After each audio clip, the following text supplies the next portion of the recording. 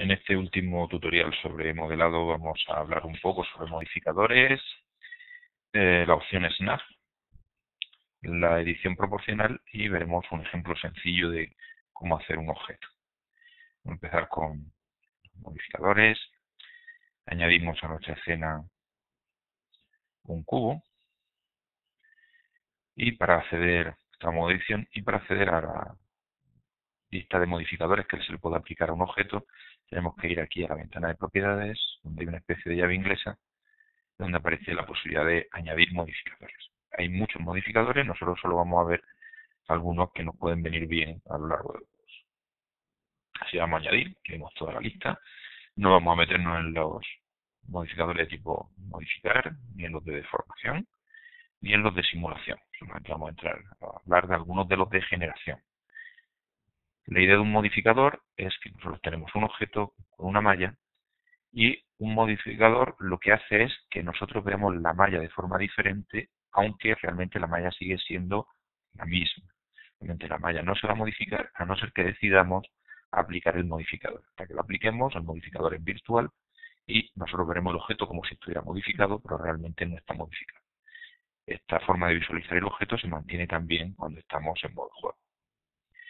De los muchos que hay, vamos a ver los más usuales, del tipo array, tipo bevel, aunque muy por encima, algo del decimate, el edge split, mirror y el de la superficie de subdivisión.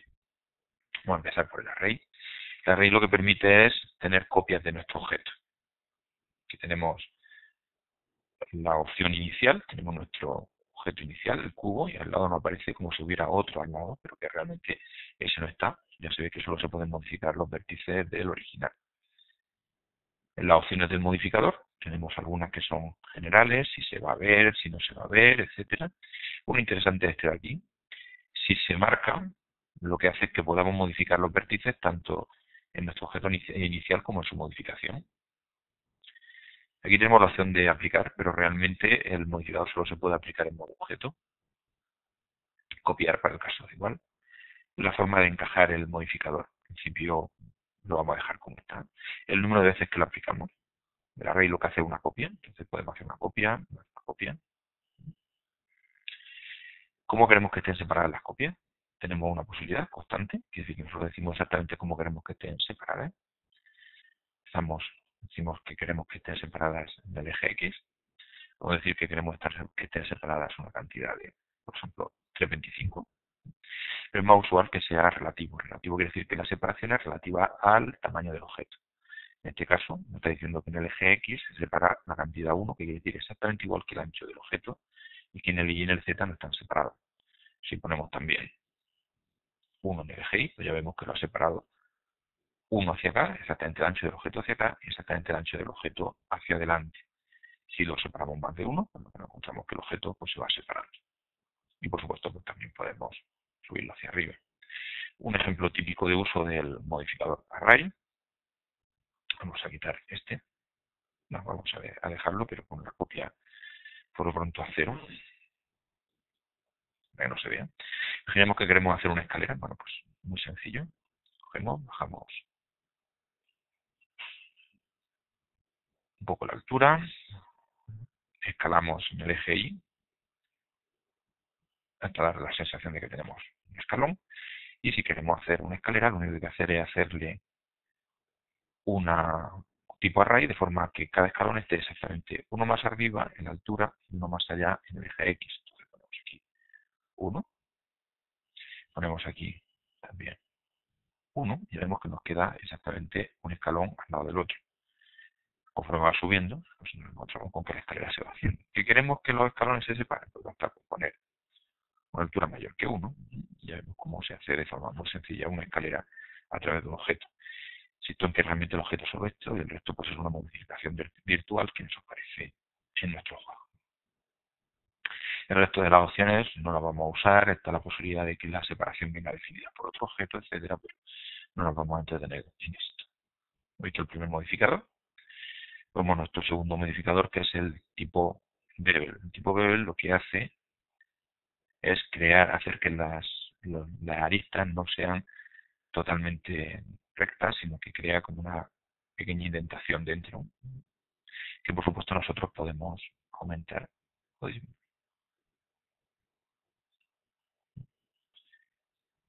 Un tercer tipo de modificador es el decimate. Para hacer un modificador de tipo decimate, lo que hace el decimate es disminuir el número de vértices, aristas y caras que tenemos dentro de nuestro objeto. Sirve cuando tenemos objetos muy complicados para intentar disminuir la complejidad de la malla. Es de tipo interactivo. Vamos a hacer un ejemplo con un objeto más complejo. Vamos a añadir, por ejemplo, un mono. Y el mono tiene suficientes vértices. Lo que vamos a hacer es subdividirlo 2 o 3 veces, con cuyo motivo nos sale un objeto muy complicado, aunque parezca que no lo es, realmente tiene muchos vértices, tiene 8000 aristas, 8000 caras, entonces se le puede aplicar un modificador de tipo decimate que intenta disminuir el número en cuanto se puede subir o bajar, intentando que el número de vértices disminuya.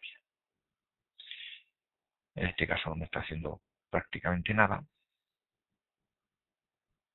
pero si lo vemos aquí arriba vemos cómo le está disminuyendo el número de vértices.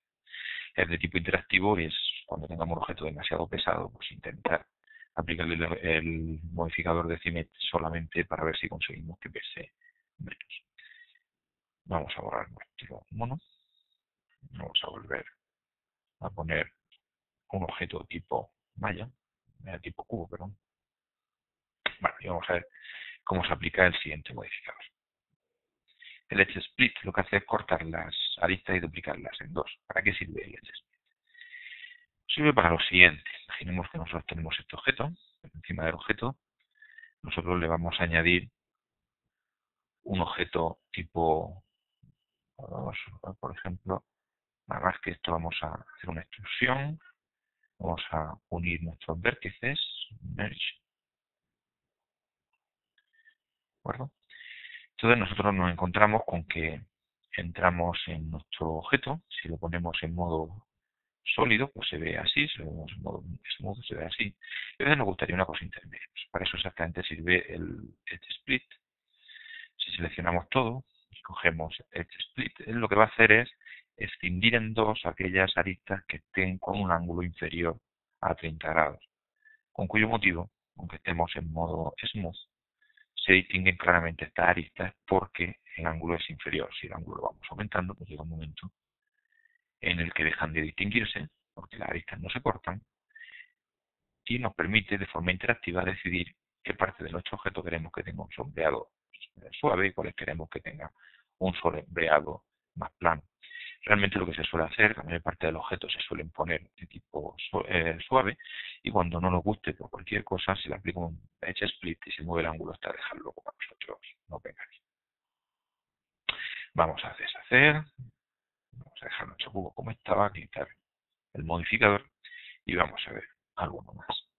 El modificador mirror sirve para cuando tengamos objetos que sean simétricos. Ahora mismo parece que no estamos haciendo nada, pero es porque la simetría la hace alrededor del centro del objeto. Como en este caso está haciendo una simetría en el eje X justo alrededor del centro del objeto y nuestro objeto ya era simétrico con respecto al eje X, pues no estamos viendo la diferencia. Si movemos la malla,